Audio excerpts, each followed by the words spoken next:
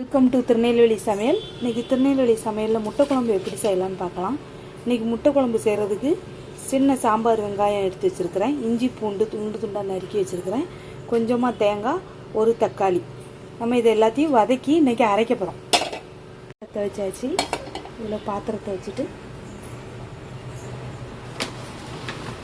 இதில் கொஞ்சமாக கடலை எண்ணெய் ஊற்றிக்கோங்க.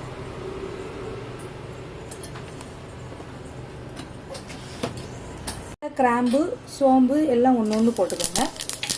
இது கூட சின்ன வெங்காயத்தை ஃபஸ்ட்டு போட்டுக்கோங்க.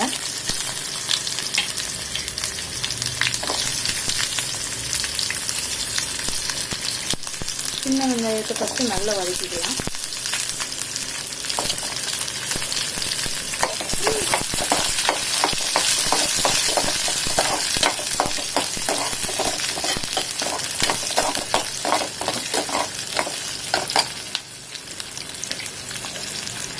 சின்ன வெங்காயம் நல்லா வதங்கினதுக்கப்புறம் தக்காளியை போட்டு நல்லா வதக்கிக்கலாம். தக்காளி கொஞ்சம் நல்லா வதங்கட்டும். அதுக்கப்புறம் தேங்காய், இஞ்சி பூண்டு போட்டுக்கலாம்.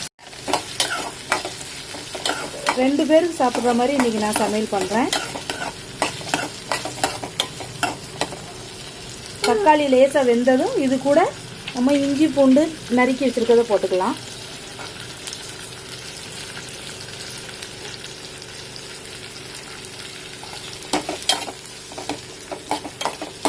இது நல்லா வதங்கினதும் நறுக்கி வச்சிருக்க தேங்காயை போட்டுக்கலாம்.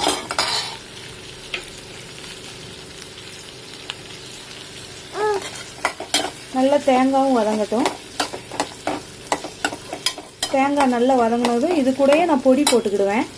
பாருங்க, நல்லா வதங்கிடுச்சு. தேங்காய் 1-2 இருந்தாலும் பரவாயில்ல.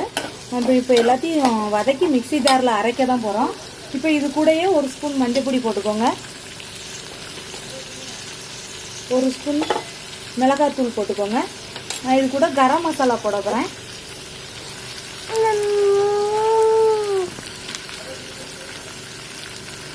கரம் மசாலா 1.5 ஸ்பூன் போட்டிருக்கேன். இது கூட கொஞ்சம் மல்லித்தூள் போட்டுக்கோங்க. இப்போ இது எல்லாத்தையும் நல்லா வதக்கிடலாம். நல்லா வதக்கி கொஞ்சம் சூடு ஆறுனதும் மிக்ஸி ஜாரில் அரைச்சிக்கலாம்.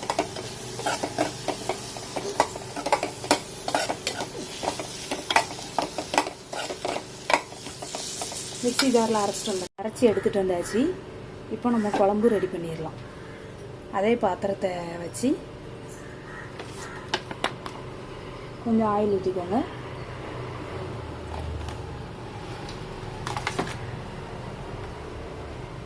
கொஞ்சம் எண்ணெய் சூடாகட்டும்.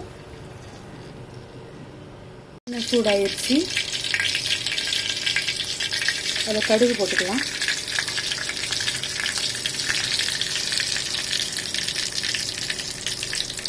கடுகு நல்லா பொரிஞ்சதும் அதில் கருவேப்பிலை போட்டுக்கலாம்.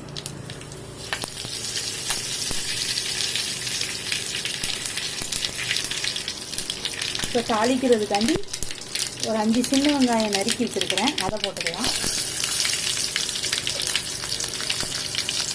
இது லேசாக வதங்கட்டும்.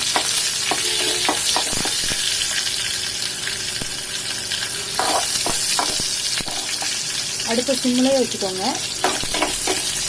இப்போ இது கூட நம்ம அரைச்சி வச்சுருக்க பேஸ்ட்டை போட்டுக்கலாம்.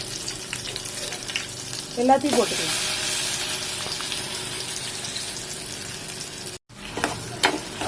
எல்லா பேஸ்ட்டையும் போட்டு அதை நல்லா அந்த எண்ணெயிலே வதக்கலாம். எண்ணெயிலே நல்லா வதக்கி விட்டுக்கோங்க. அது கூட நம்ம கொஞ்சம் தண்ணி ஊற்றிக்கலாம்.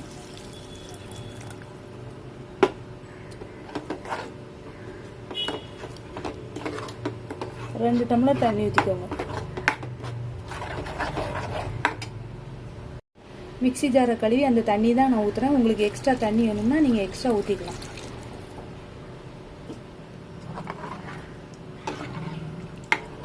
குடிச்சு பார்த்துக்கோங்க, உப்பு எப்படி இருக்குது எல்லாம் குடிச்சு பார்த்துட்டு தேவைப்பட்டால் இதுக்கப்புறம் பொடி போட்டுக்கோங்க. நான் எண்ணெயிலே எல்லா பொடி போட்டு வதக்கினதுனால நான் போடலை. உப்பு நல்லா குடிச்சு பார்த்துட்டு குழம்பு இன்னும் ஒரு தடவை 2 தடவை கொதித்ததும் நான் இதில் முட்டை உடச்சி ஊற்றிக்கிடுவேன். கொஞ்சம் குழம்பு கொதிக்கட்டும், வெயிட் பண்ணலாம். கொதிக்க ஆரம்பித்து பாருங்கள். நம்ம இந்த டைமில் முட்டை உடச்சி ஊற்றிக்கலாம். இப்போ நான் ஒரு பவுலில் முட்டை இப்படி எடுத்து வச்சுருக்கிறேன். அந்த முட்டையை ஒவ்வொரு சைடாக ஊற்றிக்கலாம். அடுப்பை சிம்மில் வச்சுக்கோங்க, அப்போ தான் முட்டை வந்து அப்படியே இருக்கும். இப்படியே முட்டையை ஃபுல்லாக ஊற்றிக்கலாம்.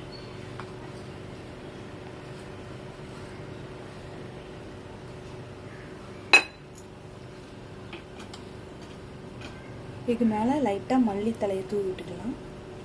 அவ்வளோதாங்க, முட்டை குழம்பு ரெடி ஆயிடுச்சு. இதை ஒரு மூடி வச்சு ஒரு 5 மினிட்ஸ் கழித்து ஓப்பன் பண்ணி பார்க்கலாம். வாங்க, முட்டை குழம்பு ரெடி ஆயிடுச்சான்னு பார்க்கலாம். சூப்பராக கொதிச்சிருச்சு முட்டை குழம்பு. முட்டை வெந்திருக்கான்னு பார்க்கலாம்.